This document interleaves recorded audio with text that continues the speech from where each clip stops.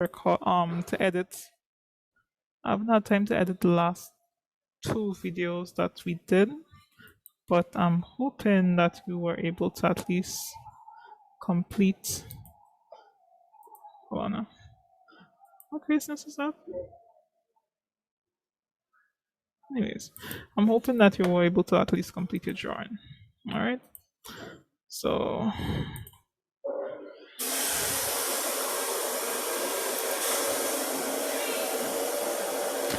can y'all hear that noise outside? Yes, ma'am. Is it extremely loud or is it a bit muffled? Mas it overpower you when you talk. Pardon? Mas it overpower you when you're talking. Okay then. Well, there's nothing I can do about that right now. I'm hoping that they don't have more steel to cut.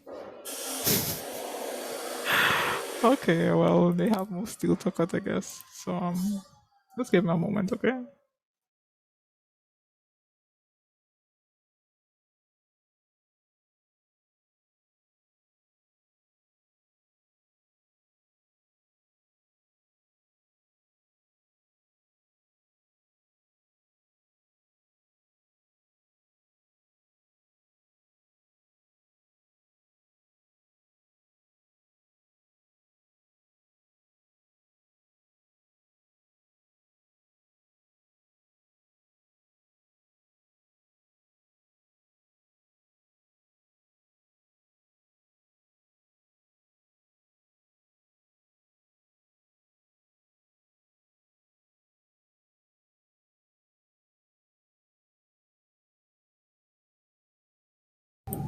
All right, so there's nothing much I can do about that noise at this point, so we're going to continue.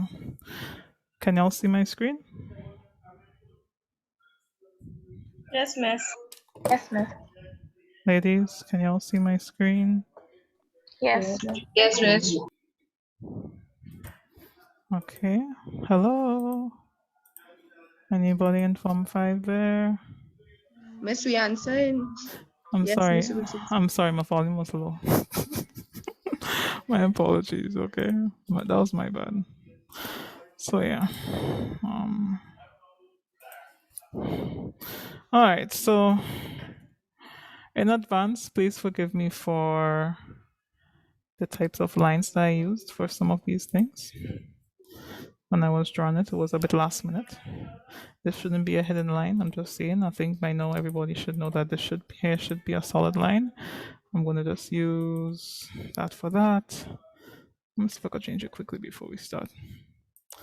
Today's session, we wouldn't be going into much detail because we're basically representing our fixtures into our sectional drawing, and that should be pretty straightforward. I'm also going to show you how to draw the staircase. Yeah. And with that being said, I guess we can start. Okay. So, let me just draw one more thing just to show reference. Why is it stuck? Okay, I'm gonna switch this over to a sectional draft, but this here is just imagine that this is a cabinet, please, okay? And it should be a dash line, so I'm gonna leave it as it is as well.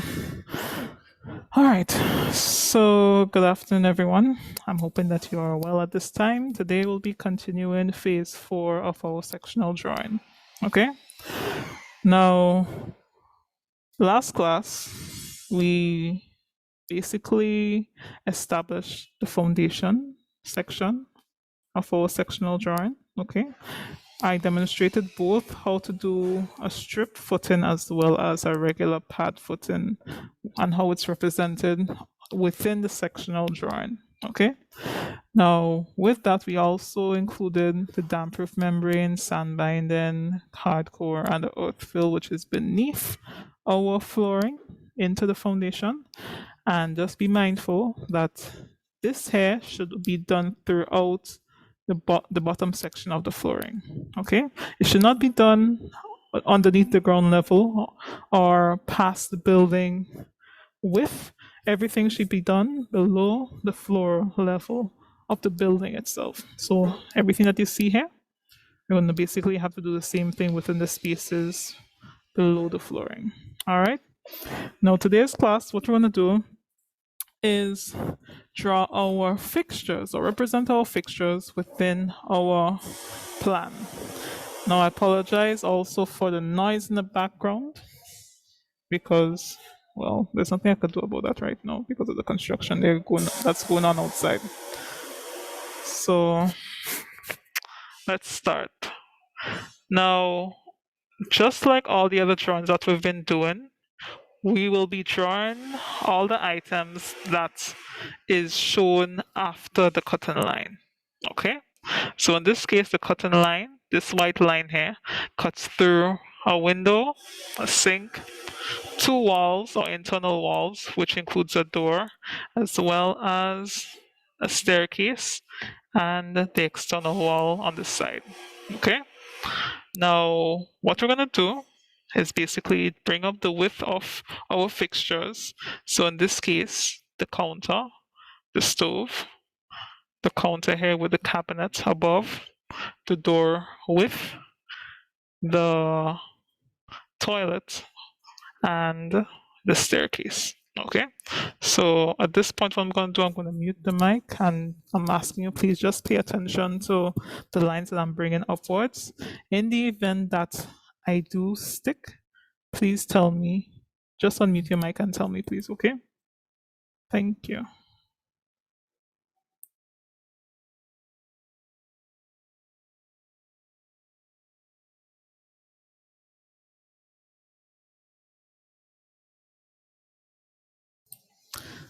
So here, I just brought up the width of the counter.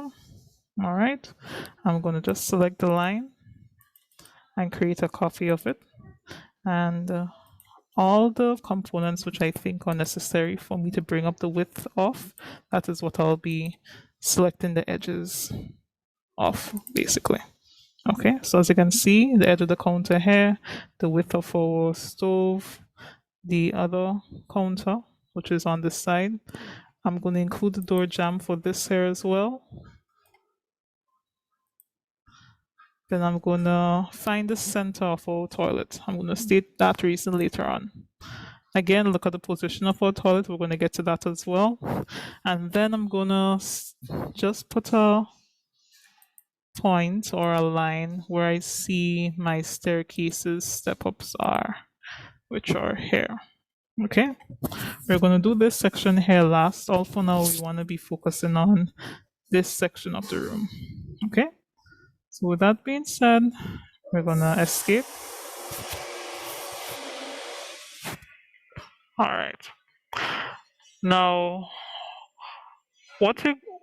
the first thing what I'm going to do personally is to establish the height for the windows and doors. Okay, there's no particular order in which you should do, whether it's doors, fixtures, stove, counters. It's up to you which one you want to do first. Again, just for clarity, I'm going to go with the windows and doors first. I'm going to include the fixtures within the kitchen. We're going to move to the bathroom, and then we're going to do the staircase on the right hand side. Now, the height of our doors and the windows from the floor level is 2,000 millimeters, as we all know. So we're going to offset 2,000, offset 2,000 from the floor level upwards. Okay. Now, to make this easier, which I should have done at first, was change the color of our layers. So I'm going to just create a new layer.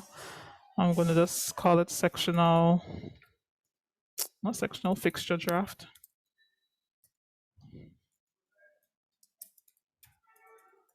I'm going to give it a random color. I'm going to choose green. I don't think we've used green before. We have green for doors and windows, but I'm going to use green just for this one. All right. I'm going to just change the colors of the lines one time so it'll be easier for us to understand. So let me just select these lines here quickly. And this line for the height, I'm going to change it to fixture draft.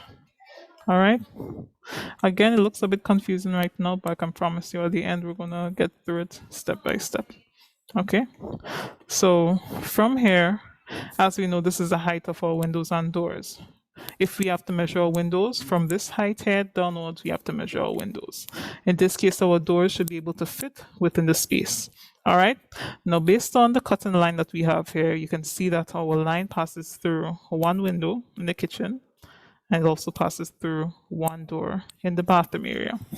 So when we have to represent our windows on and doors within our section, we have to, first of all, again, start at 2000 millimeters, the height from the floor level, and the windows we're going to measure downwards, but again, the doors must fit within the space. Okay?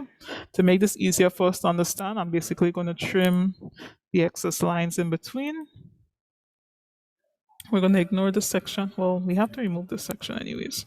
So this here will represent the door within the bathroom area. And we know we have a door right here, so we're going to trim this line here and this line here. So all the excess lines we can remove because there isn't a need for it at this moment. All right. Again, I know it's a lot of lines that we have to concentrate on right now, but just bear with me as we get through this. All right. Now, the kitchen window, as we've spoken about in class previously in Form 4, usually kitchen windows are short windows, not as short as a bathroom, but they're short in terms of they're at least 3 feet high because we don't want things to be from the counter to fall outside easily. So it has to be above the cabinet or counter space a little bit. So from the height of 2000, we're going to measure 900 downwards. All right. And then we're going to ignore this here for now. We're going to move across here to this door here. We're going to trim the line.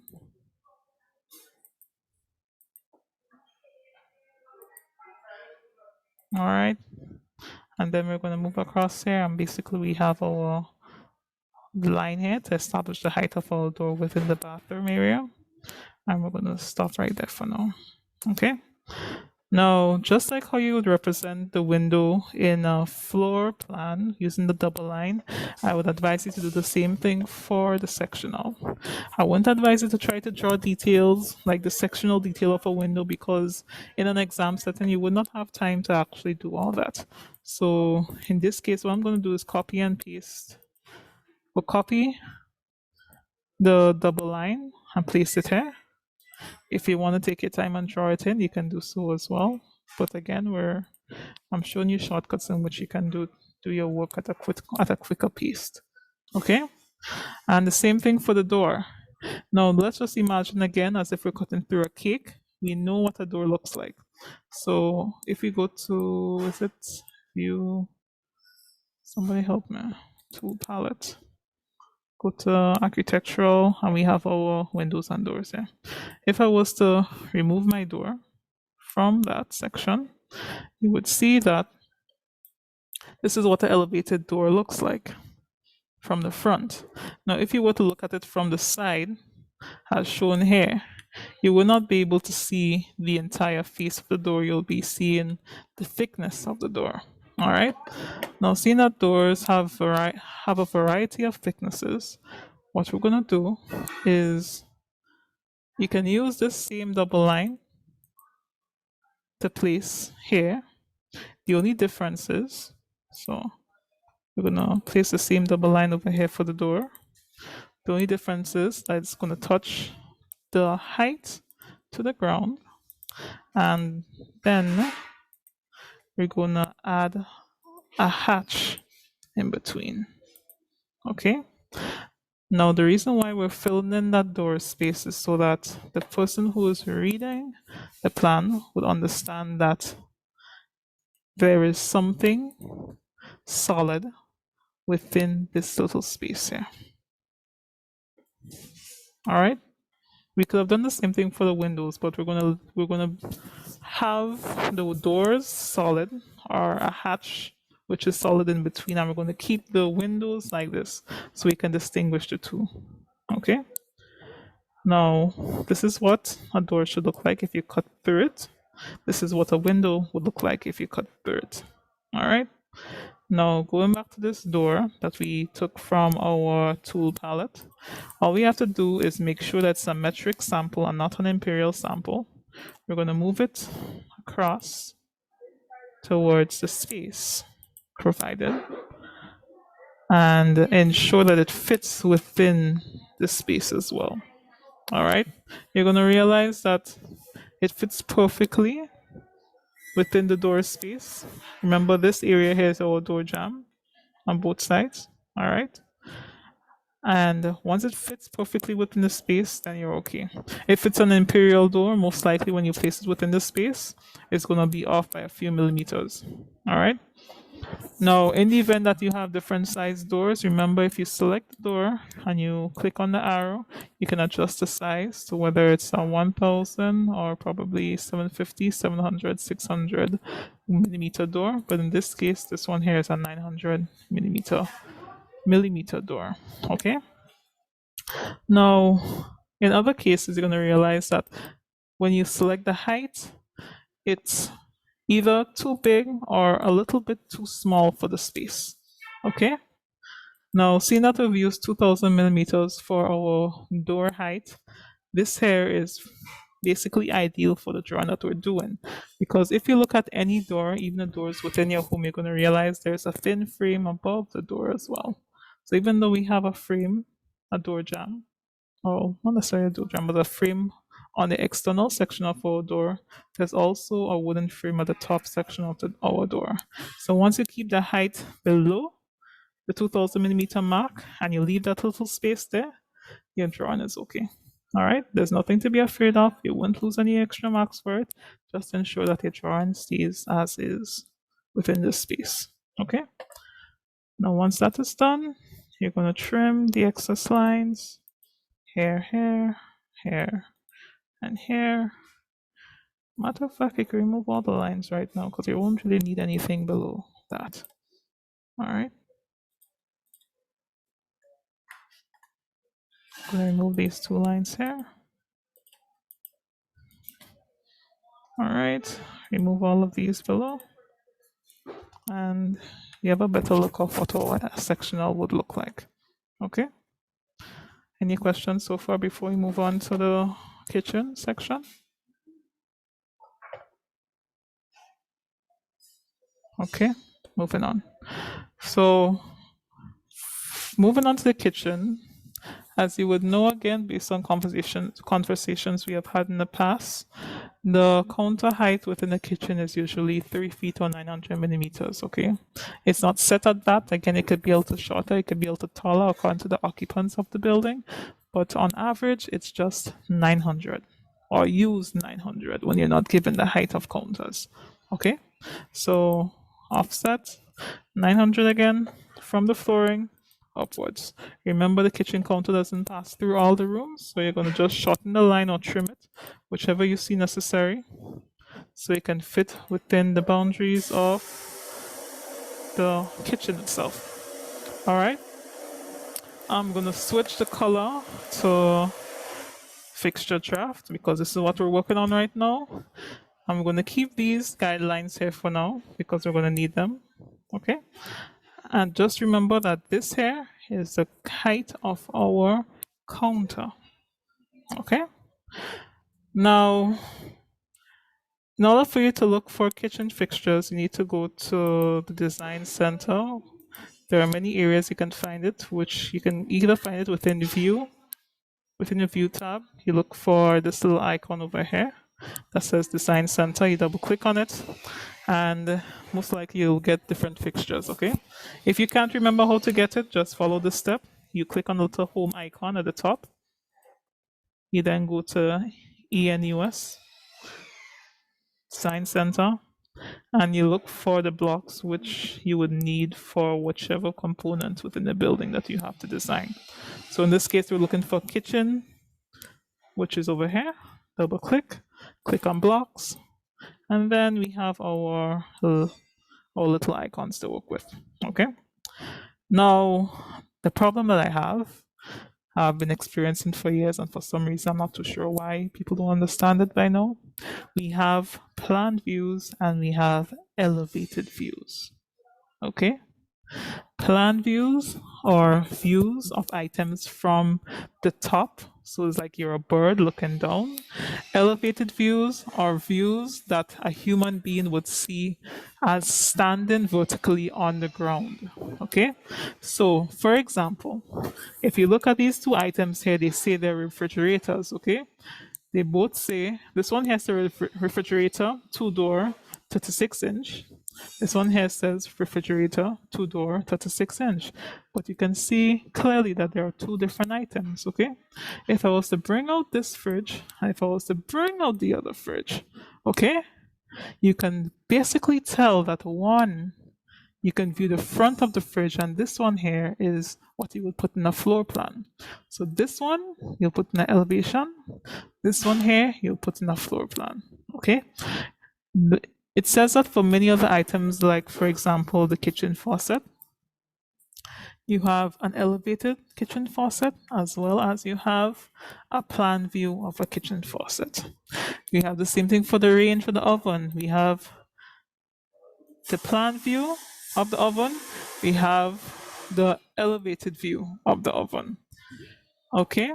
So ladies, I'm begging you to read and understand which item you have to use based on plan drawing or elevated drawing. Same thing for the cabinet. This one here is the elevated view. This one here is the elevated view as well. All right. If you realize they don't have any plan views for any cabinets because they expect you to draw it in. All right. How do you draw it in? If you take your time and you look at this floor plan that I have below here, this here is how you draw a counter, all right? Because you see, AutoCAD loves you aspiring architects, okay? And for some of you who just may not have time to draw all of these, they've basically drawn, they just drawn some prefabbed ones for y'all to use instead of having to draw it from scratch, okay? So just remember, elevated views, remember, plan views, please. I don't want to see nobody using, let's say, this here and fit it within the elevation because trust me, I'll go slap all there. All right. So seeing that there is cleared up, time for us to actually place our fixtures within our space. All right. Now, if you check below, it says that the oven or the range is 36-inch. All right. Remember, we brought up a line for that as well. So it means that the measurement in between here should be 36. So instead of having to, try to draw in an oven, all we have to do is select it and copy the selection or move it into the space. All right. Now, again, remember I said that the height of the counters may vary a little. It doesn't have to be exactly 900. Just how I place the oven here, you're going to realize that it's lined up with the counter, but then again, there's just a little bit of space below. As you know, fixtures rest on the surface of the flooring, so there's no need for you to try to precast the oven inside of the flooring. So what do? We move the item above the flooring level. But remember, it's resting on the flooring because ovens don't hover. I'm going to leave it right there. Even though it's over the counter height by just a few millimeters, there's nothing wrong with that. Okay? The only thing is that there is no counter passing through the oven when we look at the floor level here. So that means we have to trim the line on both sides.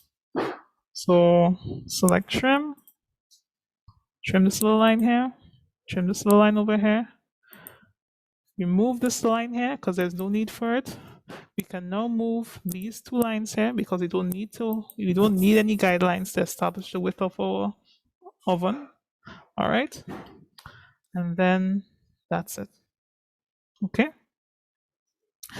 Now, again, if you place your oven and it's below the floor level just by a few millimeters, just move the item upwards.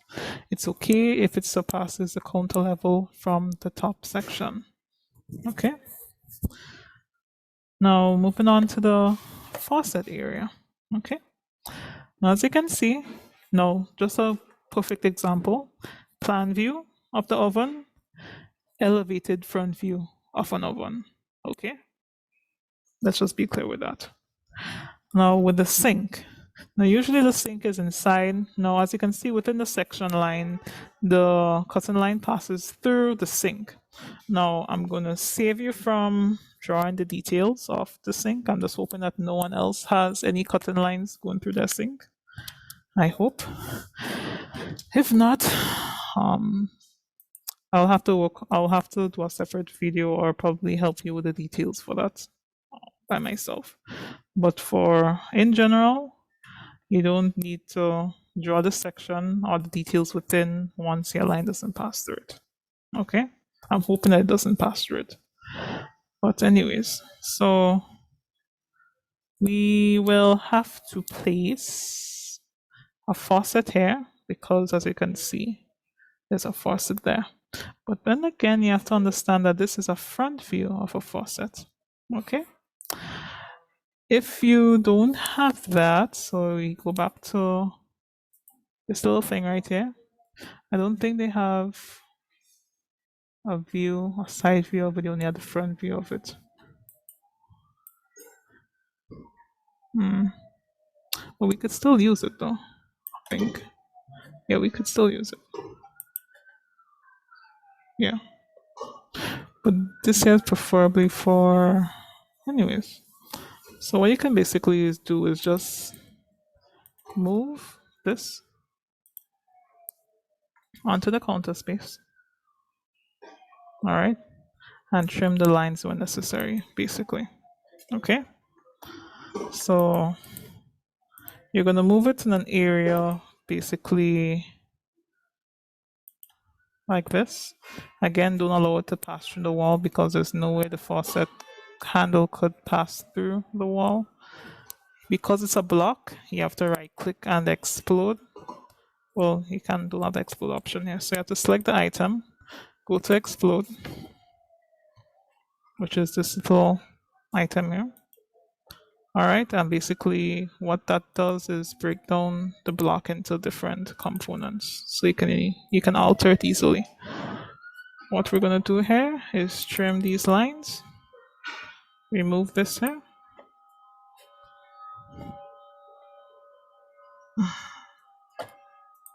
Now,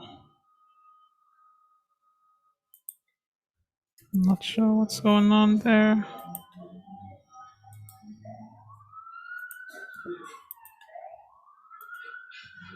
All right.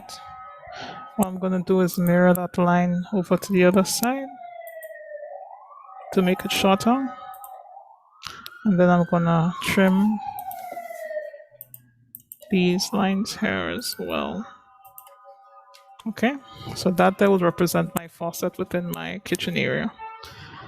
Now, there's no need to draw the internal section of the sink unless your cutting line passes through it, but I'm hoping, fingers crossed, there is no one with that. Okay. All right. So once that is done, we can trim the excess line or bring it downwards because there aren't any cabinets on this section of our floor plan, just a counter. But there is a cabinet over on this section over here. All right. So what we're gonna do is basically represent the cabinet as well as the cabinet and the counter over on this side. Now I'm asking you to keep your cabinet height the same height with your door and windows. Okay. I'm not going to shorten this here because we'll have to remove it later on.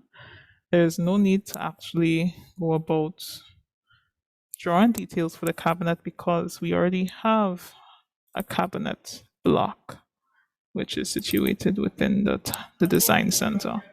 So if you take your time and you look for it, it says wall cabinet. Okay. Let me just show you the two different sides. Both of these are elevations. Okay. The only difference is that this one here is a front view, whereas this one here is a side view.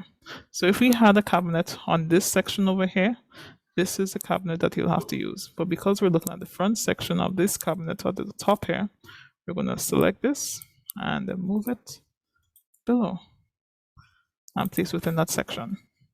Now, as you can see, within our floor plan, it says the cabinet starts here and ends over here. Now, in the event that you experience the same thing, you can either one, explode and add another cabinet here, or two, you can make your own cabinets to fit within that space if you're OCD. All right. I'm not going to go through that stress right now because, again, we only have 5 minutes left and we have to do the toilet area as well. Okay. So just remember, if your floor plan states the cabinet starts at one area and ends at the other area, it means on your elevation, you should show the cabinet starts at one area and ends at the other area. You only use this cabinet here if your cutting line passes through the cabinet and was attached to, let's say, this side of the wall. Okay, then you would be able to use this one here. But for now, we don't have that, so we don't have to represent it. Once you place the cabinet in the space, you remove your excess lines. Let me trim that line because what's going to happen there is this. Anyways, doesn't matter. All right. As you can see, remove this line here. The reason why I didn't worry about it is because we need to place our countertops. Now, again, just like the cabinet, this is a front view of your counter. This is a side view of your counter. So if you place this at the bottom, copy selection, place it at the spot where it should start, there, and you should be able to add another one here. All right. This is what the counter would look like below. There's no need for you to actually go through the stress of having to make it from scratch unless you want to. You want to create some intricate design. I'm not going to stop you from doing it. But again, for those of you who just can't go through the stress, again, there's always an easier option on AutoCAD. All right. Now, again, remember that counters don't float. They have to rest on the flooring. So we select the objects and we move it downwards. There you go. Now, in the event that you have a little gap or space like this over here, all you have to do is explode, extend the line outwards. All right. Or if you want to just change the layout on your floor plan, you can do that so you can coincide with the sectional elevation. Now, remember that line we drew earlier on to represent the height? Remember I said it's not a set thing to have it at 900. As you can see, the cabinet is below 900. So we can remove that line because there's no need for it. Absolutely no need for it. Unless you want to keep it. There's nothing wrong with keeping it. And actually drawing a line downwards to represent that you have, let's say, some sort of finish like tile or something over it. The wrong line is being selected here for it. It should be a continuous line. So it could be like that. All right. There's nothing wrong with it really and truly. Now for the side cabinet. Now for those of you, let's say a cutting line passes through your side cabinet and it doesn't show a sink. Again, fingers crossed that it doesn't. All we have to do is, well, in my case, I have to mirror the object and copy, or in this case, I'm going to move it to the bottom and shift it down to the floor.